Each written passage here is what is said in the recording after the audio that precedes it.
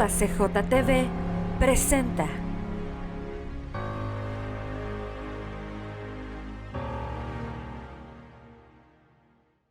Hola amigos, bienvenidos. Muchísimas gracias por acompañarnos. Esto es La Pizarra Digital, un contenido que realizamos desde la Dirección General de Comunicación Universitaria y presentamos a través de las diferentes plataformas de UACJ-TV.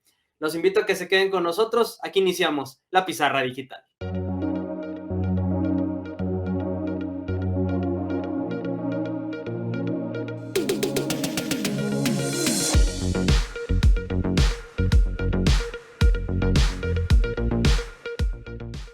Estamos comenzando un nuevo programa más de La Pizarra Digital. Los invito a que nos sigan a través de nuestras diferentes redes sociales, donde nos pueden encontrar como UACJ TV Oficial.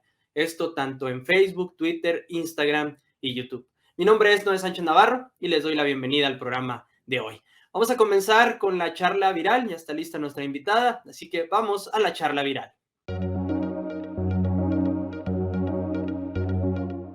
Hoy está con nosotros desde la División Multidisciplinaria en Cuauhtémoc la doctora Patricia Islas Salinas, quien es docente del Departamento de Humanidades en la licenciatura en Educación. Le doy la bienvenida y le agradezco muchísimo que nos acompañe en el espacio del día de hoy. Doctora, gracias de nuevo. No, al contrario, muchas gracias. Es un gusto estar aquí con ustedes. Muy bien, pues hicimos abordar este tema y le digo, como a veces suelo compartirlo también con nuestros invitados, todos los caminos, las preguntas nos llevaron a usted para platicar sobre la importancia de la educación intercultural. Así que, pues esperamos que puedan disfrutar de esta charla que tendremos el día de hoy con la doctora. La educación intercultural es una alternativa que promueve, favorece las dinámicas inclusivas en todos los procesos de educación, esto según las fuentes oficiales. Ayuda a desarrollar competencias y actitudes para la participación ciudadana activa en una sociedad pluricultural. Para eso invitamos entonces a la doctora Islas Salinas a que nos comparta sobre cuál es el escenario o la realidad sobre la educación multicultural que ella ve, al menos en nuestro entorno, en el país, sobre o relacionado con el trabajo de investigación que ella ha realizado. Doctora, gracias por acompañarnos de nuevo y pues si nos puede compartir sobre esta realidad que usted ve. Bueno, la realidad es que la educación intercultural es aún una agenda pendiente en nuestro país. A pesar de que somos un país sumamente diverso, tenemos 68 lenguas indígenas, la educación intercultural no solamente tiene que ver con las etnias y con los diferentes grupos o con las diferentes lenguas. Realmente la educación intercultural tiene que ver con que los últimos tiempos el fenómeno de la migración ha generado una gran diversidad de miembros en una sola comunidad, en un solo territorio, hay una gran diversidad de personas, ¿no? Y no necesariamente estamos hablando de etnias o grupos distintos a los mestizos, vamos a decir. Entonces, en la actualidad, podemos decir que todos los contextos son multiculturales. Así hablemos de la sociedad en general o hablemos de las instituciones. Y en este sentido, bueno, la diversidad de estudiantes que nosotros tenemos en las diferentes instituciones de todos los niveles de nuestro país, de educativos, pues nos llevan a pensar que la diversidad es lo que debe de generar esa educación intercultural. Sin embargo, a mí me parece que aún está en ciernes, que aún estamos un poco en pañales en ese sentido. Cuando hablamos de inclusión, podríamos hablar de la educación intercultural porque ya conlleva pues los diferentes pensamientos que hay en estas aulas, ¿no? Dentro de los contextos. Entonces, el origen entiendo que era un poco más relacionado con las cuestiones de las etnias indígenas, cuando se empezó a abordar esta temática. Sí, la creación de la educación indígena, que ahora, bueno, se conoce como educación intercultural, fue precisamente con base en esas comunidades que eran muy vulnerables porque pues tenían barreras de idioma, barreras culturales. Sin embargo, en la actualidad, como que el concepto de interculturalidad ha ido evolucionando, ¿no? Y el concepto de la educación intercultural también. Nosotros, por ejemplo, aquí en Cuauhtémoc, tenemos un contexto multicultural, dado que podemos como referir diferentes culturas, como los rarámuris, los menonitas, los chinos, los mestizos. Sin embargo, no se queda nada más en eso, sino que en las aulas de la UACJ, por ejemplo, tenemos personas o estudiantes que vienen de muchas partes de la región. Ya nada más con este tipo de migración endógena, podemos hablar de que necesitamos una educación de tipo intercultural. ¿Podemos entender la interculturalidad, la multiculturalidad como un sinónimo? No, ¿No? no podemos considerarlos un sinónimo. Un contexto multicultural es aquel contexto o espacio geográfico territorial en el cual convergen diferentes tipos de personas, ¿no? Podremos hablar de las etnias o podemos hablar de diferentes tipos de personas con diferentes maneras de ver la vida, de ver la educación. Y la parte intercultural es un proceso en el cual yo comprendo al otro y convivo con el otro, involucra conceptos como la otredad, como la alteridad, como el tener empatía por el otro y actuar en consecuencia. Y en ese sentido, por ejemplo, la educación intercultural a veces se queda corta, ¿no? Porque no nos falta ese brinquito de ser más enfocados hacia conocer al otro y actuar en consecuencia con respecto a su educación. Es una agenda pendiente que todavía hay mucho trabajo por realizar. Desde su experiencia, ¿cuál cree que sea cómo se puede pues, expandir este tipo de educación para que empiece a permear desde las instituciones, desde el mismo aparato gubernamental y creo que también en la sociedad misma, ¿no? Porque no podríamos solo recargar esa responsabilidad cuando creo que quizá nos falta mucha sensibilización o empatía en relación a este tema. Pues mire, en la actualidad la palabra inclusión es una palabra así como que es un boom, Sí. como que es lo más cool que hay ahorita en educación, ¿no? Sí, Hablar sobre inclusión. Sin embargo, el ser inclusivos no tiene que ver con aceptar miembros de diferentes tipos en la sociedad y incluirlos en la escuela. Realmente ser inclusivo significa que yo actúe en consecuencia, o sea, no por el solo hecho de que yo acepte estudiantes diferentes o diversos en mi aula, quiere decir que soy inclusiva. Tiene que ir más allá, tiene que ver con las acciones, ¿no? Con el pensamiento, con esto de lo que hablamos, de practicar la otredad. Decía por ahí Emmanuel Levinas, ver tu rostro en el rostro del otro. Y ese interaccionismo que debe de existir entre las personas en una sociedad intercultural es muy importante. Aquí en Cuauhtémoc, por ejemplo, a veces nos critican porque dicen, bueno, sí, es la ciudad de las tres culturas, ¿no? Y tenemos el eslogan de la ciudad de las tres culturas. Sin embargo, eso no quiere decir que tengamos ya un proceso intercultural bien cimentado. Realmente estamos trabajando en ello porque, como le digo, la inclusión tiene que ver con muchos otros factores, más que nada más recibir en el contexto a quien es diferente, ¿no? Sí, sí, o sea, entiendo, no es solo que te reciba, sino que yo también tengo que vivir un proceso de adaptación, ¿no? De acuerdo a tu realidad. Exactamente, el respeto por el otro, el ponerse en los zapatos del otro, la alteridad que significa la empatía, ¿no? Todos estos conceptos que hoy en día mucha gente maneja y mucha gente escribe sobre ello, es importante que apliquemos, pero desde el yo, desde el mí, ¿no? ¿Quién soy yo para con el otro? Sí, y además de esto que nos comparte, ¿cuáles considera usted que son pues otros bases o fundamentos para poder aplicar una educación de este tipo? Yo creo que la base o fundamento es el conocimiento, es el conocer la perspectiva de la otra persona, conocer su formación, conocer su cosmovisión, ese bagaje cultural que todo el mundo traemos cargando, ¿no? Desde pues nuestra familia, cómo nos educan en nuestra familia.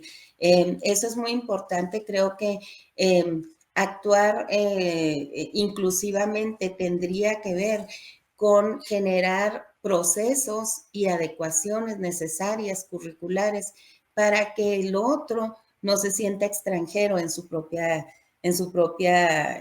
tierra, ¿no? Es importante que no solo naveguemos con la bandera de que somos interculturales, sino que dentro de las aulas realmente podamos hacer esto. En la actualidad, bueno, hay mucho el proceso de interculturalidad y el proceso de inclusión de grupos diferentes como gentes con otro género, como personas con diferente nacionalidad o de diferente etnia. Eso es muy importante y es interesante el proceso que se genera. Sin embargo, sí tendríamos que curricularmente hablando, ver otras posibilidades, ¿no? Nosotros, por ejemplo, acá en Cuauhtémoc, a veces nos topamos con personas de la etnia tarahumara que no comprenden perfectamente bien el español. Entonces, en ese sentido, podríamos intentar comprenderlos desde su cosmovisión, ¿no? Ya. Además de esta experiencia que nos comparte, que se vive en Cuauhtémoc y desde su trabajo de investigación y recorrido en la experiencia, doctora, ¿qué actividades se han realizado, por ejemplo, allá en la División Multidisciplinaria de Cuauhtémoc para fomentar este tipo de prácticas?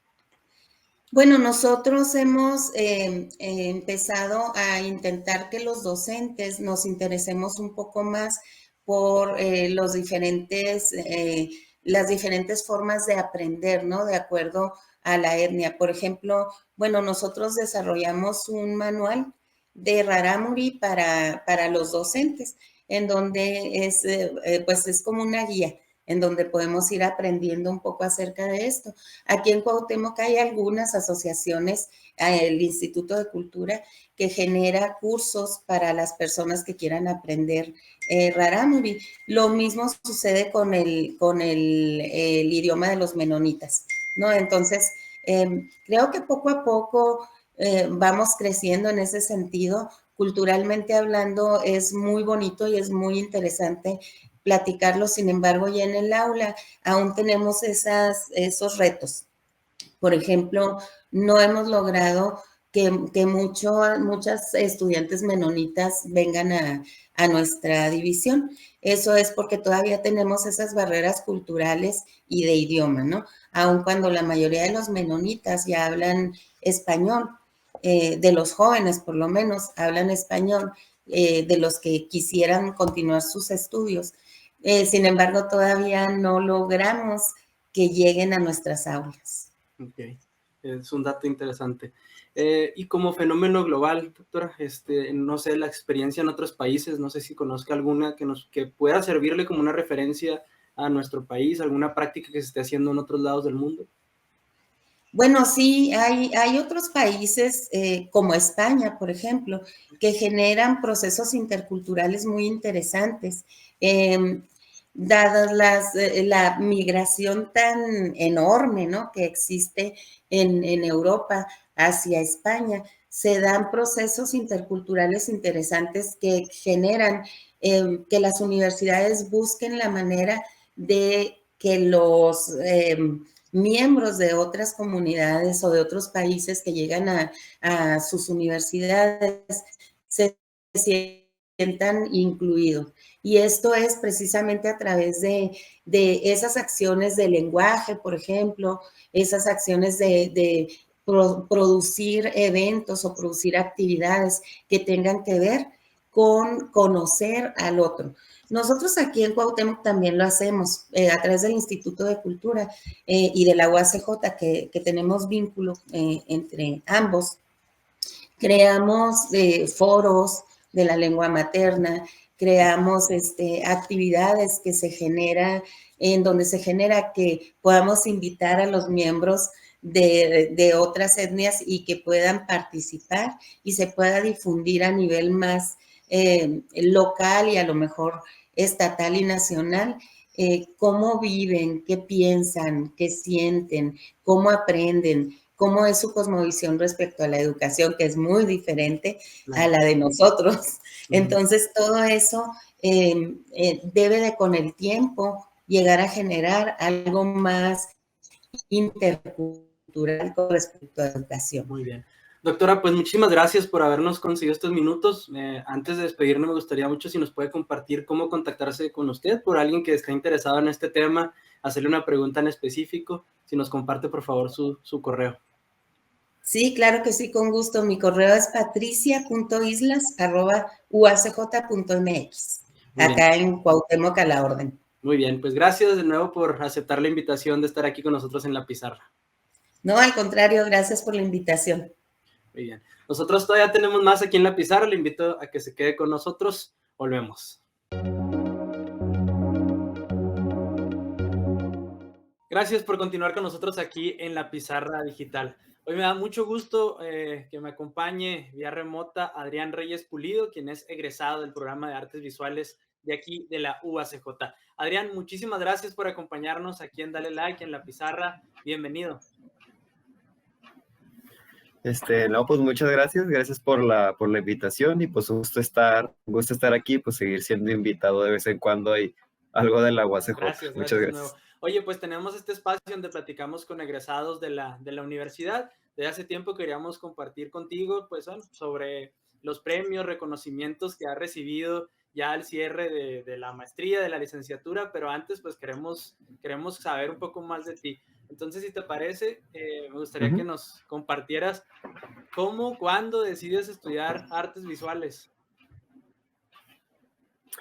Pues la verdad fue bastante sencillo en mi caso. Bueno, siempre me ha gustado dibujar, más que nada es lo que había estado haciendo antes de entrar a la carrera. Y pues sí estaba como buscando alguna carrera que tuviera como ese perfil como de creatividad, de estar diseñando, etcétera, etcétera. Yo no sabía que existía artes visuales. De hecho, incluso revisé un par de opciones, no sé, en otras ciudades, y según yo lo más parecido era como diseño gráfico aquí. Pues ya estaba casi decidido a entrar. Un día llega mi mamá y pone así en la mesa un folleto donde vienen todas las carreras de la UACJ para los interesados, y así la abrí, pues orden alfabético a artes. Entonces fue así de, ahí voy, ¿no? O sea, no la pensé, la mera verdad no sabía qué estaban haciendo ahí, pero tenía artes en el título y pues nada más parecía lo que quería hacer, que diseño, no sé, gráfico, industrial, interiores, arquitectura. Y básicamente así lo decidí, ¿no? Como que era lo más parecido, al menos en el nombre, que se me figuró que fuera a ser algo que para entonces siempre había estado haciendo. Y pues esa es la historia así de sencilla. ¿Cuándo empieza tu relación con el arte para que se diera esta conexión con ese anuncio que ya ves? Pues en realidad siempre he estado dibujando. No recuerdo un punto en que no haya dibujado. Yo creo que desde el momento en que empecé a aprender a usar un lápiz, pluma, etcétera, etcétera, pues ya nunca dejé de hacerlo.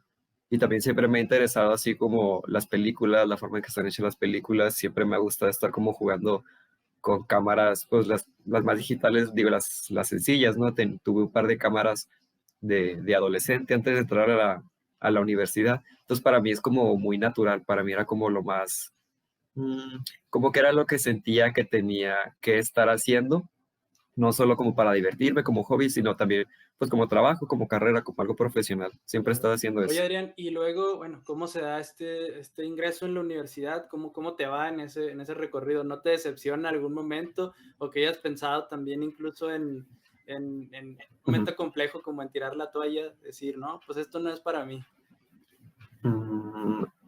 Pues no, porque, bueno, a ver, supongo que pasa en cualquier escuela que tal vez en algún punto la clase en sí, o el maestro o la situación, no sea como muy de tu agrado, pero en el fondo yo estaba seguro que igual sí era mi área, ¿no? Entonces, igual y tal vez en algún punto en clase no fuera como lo mío o no la disfrutara, o igual anda uno ahí agarrado del chongo con algunos compañeros, algunos profes, pues, va a pasar siempre, pero nada de eso me distraía del hecho de que estaba seguro de que realmente artes, y bueno, pues ya artes visuales, es decir, pues no soy músico ni de teatro ni nada, sino meramente imágenes, dibujos, películas, etcétera.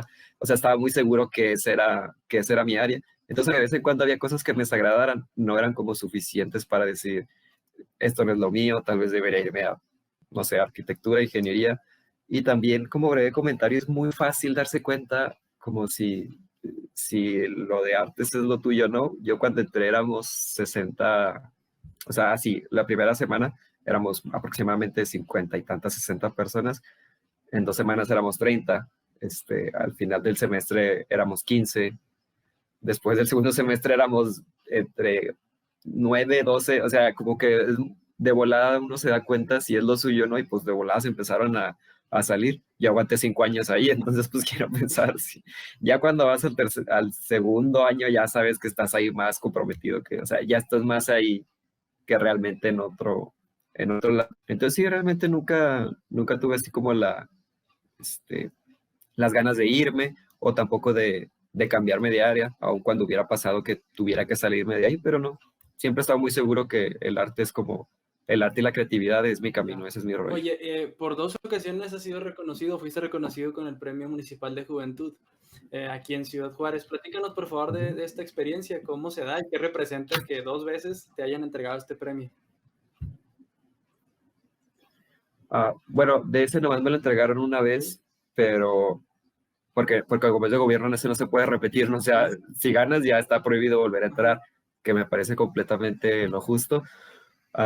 2021, pues me encontré la convocatoria así por internet. Bueno, pues también como estoy aquí en el área de artes, pues obviamente en Facebook me salen así un chorro de imágenes, o sea, siempre estoy buscando las convocatorias. Y de hecho esa estuvo bastante sencilla porque básicamente era enviar una lista de trabajos que hubieras hecho, pues, en ese caso, creo que la convocatoria fue por ahí de junio, no sé, en los últimos 12 meses. Simplemente enviaba uno la lista, así un breve resumen de qué era lo que había estado, de lo que había estado haciendo. Y para ese entonces, bueno, ahorita más lo que me dedico es como hacer modelos a escala de Ciudad Juárez, es como lo que por redes sociales como que me ubican. Y en eso lleva pues nada más un año, ¿no? O sea, yo empecé a hacer eso en la pandemia, pues 2021 todavía estaba más o menos, y pues dije, pues chicle pega y pegó, ¿no? O sea, realmente, de hecho, esa estuvo muy suave porque pues el premio estaba muy chido, o sea, como era de gobierno, pues bueno, supongo, no sé, pero soltaron buena lana, y pues eso siempre ayuda, más cuando eres un artista visual en pandemia, que pues, tampoco es como que no es trabajo esencial, sí me quedé así, daba clases en la uni, pues me quedé sin dar clase, pues cayó así de bendición, pero no, sí estuvo muy suave porque es como de las primeras veces ya fuera de la escuela que es como un reconocimiento que es importante, que además suena importante, así muy oficial de gobierno, etcétera, etcétera, y que era específicamente por el trabajo que ya había hecho, tal vez no necesariamente por haber salido de la escuela, por haber hecho una tarea y que fuera sobresaliente, sino era algo meramente de mi trabajo. Pero sí, se sintió muy bien. Claro. Bueno, oye, y luego viene, yo creo que seguido, ¿no? En este como de reconocimiento, la participación con el cortometraje, ¿no? Color of Space, que obtiene un 3er lugar en este concurso que organiza la NASA. Y si nos puedes contar, ¿no? Porque, bueno, además fue conocido mediáticamente aquí en la ciudad, a través también incluso de los medios de la universidad, por supuesto, pero ¿qué hay detrás de todo ese trabajo? Porque ahorita resaltas algo que me parece muy importante, el trabajo, todo lo que sucedió en la pandemia para los artistas y cómo hacer o seguir activos con ese propósito de proyectar lo que se hace, el arte, pero sobre todo pues mantenerse, además de activo, pues sumando ingreso y experiencia. Claro. A ver, brevemente, y sí, pues eventualmente, como dices, ambos temas se relacionaron en este último año, pero brevemente, ese concurso, de hecho, es de los no es un concurso nuevo, o sea, ya llevan tal vez 10 años haciéndolo los de la NASA. Entonces, pues lo conocí cuando todavía estaba recién saliendo, creo, de la universidad, por ahí 2018, creo que fue la primera vez que tratamos de entrar. Y digo tratamos porque pues ese tipo de concursos luego siempre entro en equipo, pero es de esos así, constantes, muy de ellos profesionales, pero profesional nivel Hollywood, ¿no? O sea, nivel Oscar, así, o de Cannes, o sea, gente que hace cine o cortometrajes, pero muy profesional. Entonces, pues era entrar y fallar, ¿no? O sea, la mera verdad, el primer video que hicimos, que hice con una compañera de artes visuales, pues no quedamos ni seleccionados, ¿no? O tratamos de hacer un video y no acabábamos. Entonces, pero bueno, siempre he tenido como interés en el espacio. Entonces, como que ese interés era lo que me hacía decir, bueno, voy a volver el siguiente año y el siguiente año y el siguiente año, pero normalmente ya ese nivel de concursos nunca, pues ni mis compañeras ni yo, nunca le habíamos atinado o sea, nunca habíamos llegado ni a la primera como etapa de selección, cuando dicen, bueno, estos pueden ser los finalistas, etcétera, etcétera. No llegábamos ni a eso. Y ahorita que hablamos de la pandemia, bueno, pues anterior a esto había ciertas facilidades para trabajar, ¿no? O sea, porque pues si querías grabar, pues nomás salías y grababas, o podíamos hablar con compañeros, nos podíamos juntar, etcétera, etcétera. Pero luego ya la pandemia fue así de, ok, tengo que hacer un video que pues tenga que hacer en mi casa, ¿no? Y como lo vamos a hacer pues todos separados, tiene que ser algo que, ok, mis compañeras, bueno, de nombre Ana Paulina y Eliana, para decirles por nombre, pues tiene que hacer algo que le puede decir Eliana, yo fui el director, que ella haga en su casa y que yo haga en mi casa y luego que lo podamos juntar y tenga sentido. Entonces, pues ahí empezando a variar ideas. En 2020, o sea, precisamente el primer año de la pandemia, fue también cuando tratamos de hacer un video con modelos a escala, que fue como empecé a hacer modelos a escala antes de hacer cosas de Ciudad Juárez, pero igual no lo acabamos, no funcionó, o sea, era como mucho reto y ya en este punto fue así de, a ver, ¿para qué haces modelos a escala? O sea, todos ustedes, o sea, si todos nosotros, fue así de, todos llevamos clase de pintura, ¿por qué no hacemos un video con pinturas, no? O sea, realmente somos más pintores que cinematógrafos. Entonces fue decir, pues, ¿cuál es nuestra fortaleza? ¿Cuál es nuestra habilidad? ¿Cómo convertimos eso en una ventaja para el video? Porque la gran mayoría de como te digo, los concursantes, pues ellos sí están dedicados al cine, pero bien, o sea, bastante, un nivel muy, muy profesional. En este caso, la primera ganadora, pues es una directora de cine pues, de Hollywood, ¿no? Tenía actores profesionales. Nosotros no llegamos a ese nivel, pero nosotros sabemos pintar y ellos no. Entonces fue así de, bueno, pues vamos a utilizar eso como de ventaja.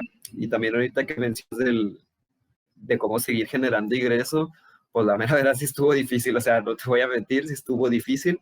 Pasaron cosas extrañas en el sentido de que, pues obviamente los primeros meses todos ahorrando, pero en el 2020, al menos en mi caso, sucedió algo muy curioso, que empezaron a llegar, pues más o menos regularmente, varios, me hacían pedidos personas extranjeras, básicamente de Estados Unidos, y pues a ellos les puedo cobrar bien, ¿no? Y pues también pagan en dólares. Entonces no sé si llegó un punto en el que como que el dinero que no estaban gastando empezaron a querer gastarlo en artes, porque luego de pronto había algunos que sí pedían cosas como bastante caras y era así de, bueno, te das cuenta que como que el mundo se está acabando, o así se sentía en los primeros meses, pero me pedían un dibujo y era, pues bueno, yo no me voy a quejar, yo no voy a decir que no, se les agradece, pero sí, igual, eso era ocasionalmente, no fue en todos los casos, no sucedía todos los meses.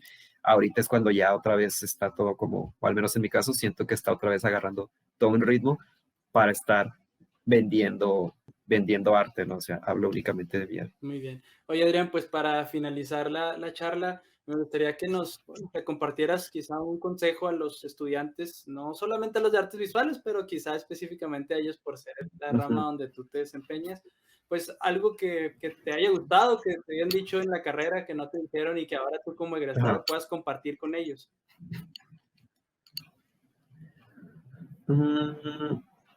Egresada bueno, sí, como dices, va a ser específicamente para los de artes porque Sí. pues es lo que sé, ¿no? Realmente de ahí afuera no sé casi nada.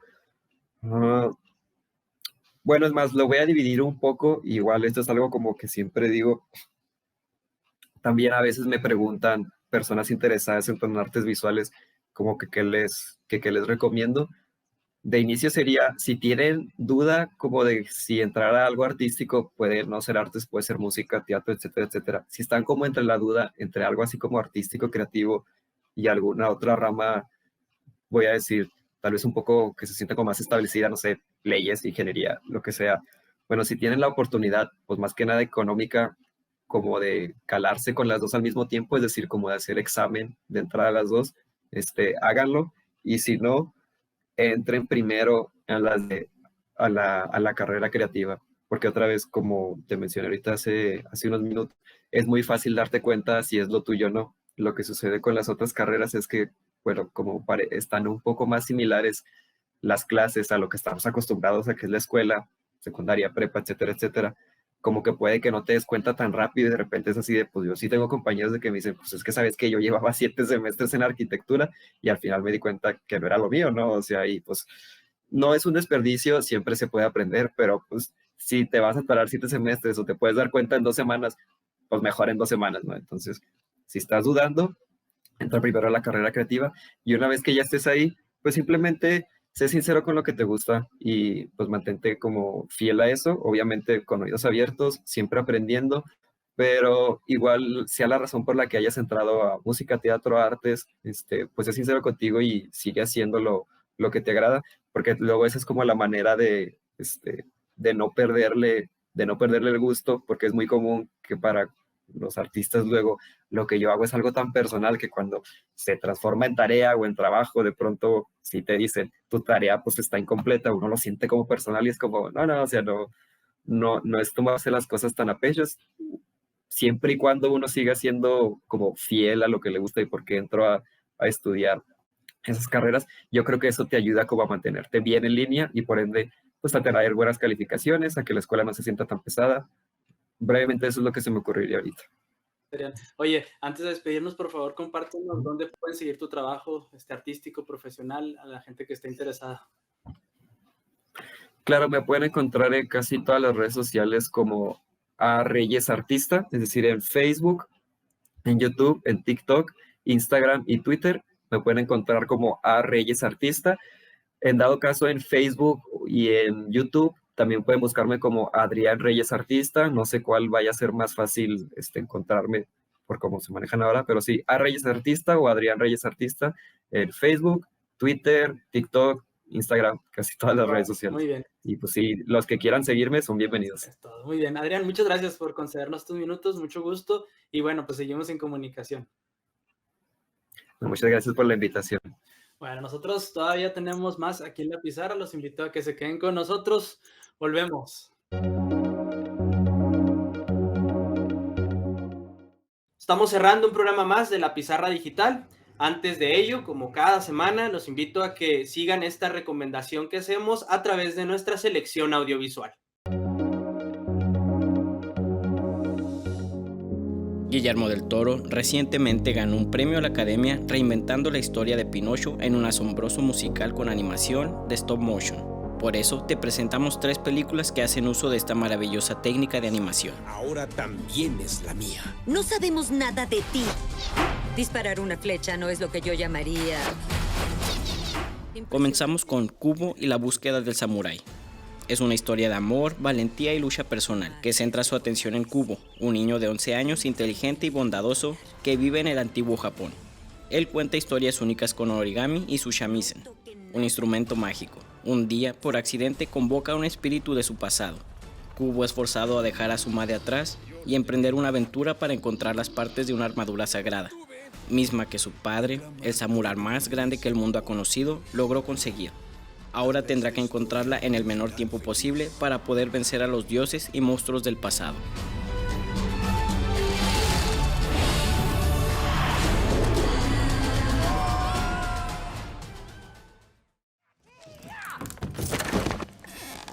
No, you can't. I guess we should start doing something, right? Continuamos con el fantástico señor Zorro. La señora y el señor Zorro llevan una vida familiar idílica, pero tras 12 años de apacible placidez, el señor Zorro vuelve a su viejo hábito de robar gallinas, y al hacerlo pone en peligro a toda la comunidad de animales. quienes forman una banda para luchar contra los malvados granjeros que están determinados a capturar al audaz y fantástico señor zorro a cualquier precio. Fantastic. You really are fantastic. I try. Fantastic Mr. Fox. Mejor, pero todo es una trampa. Cuando aprendas a ser una hija amorosa, podrás salir. Finalmente te presentamos Coraline y la puerta secreta. Coraline Jones es una niña llena de vida y curiosidad. Tras mudarse, empieza a dudar seriamente de si su nuevo hogar le ofrecerá alguna diversión. Descubre una puerta secreta dentro de su casa que le permite entrar en otra versión de su vida, pero mejor. Los adultos parecen mucho más cariñosos.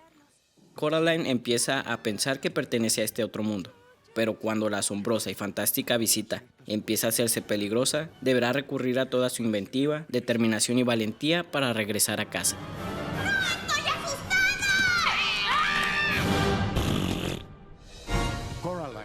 Estas 3 películas son una verdadera obra de arte y están realizadas con la técnica de stop motion, lo que las convierte en una experiencia única e impresionante para todo aquel que las vea.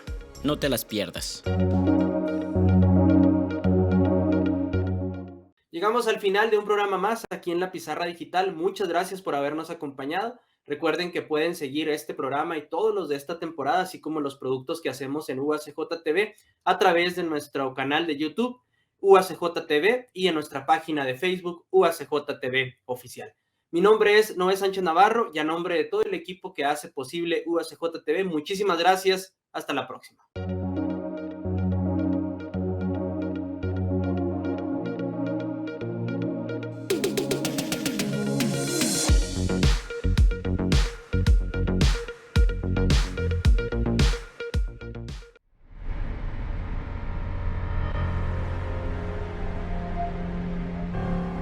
Síguenos en nuestras redes sociales.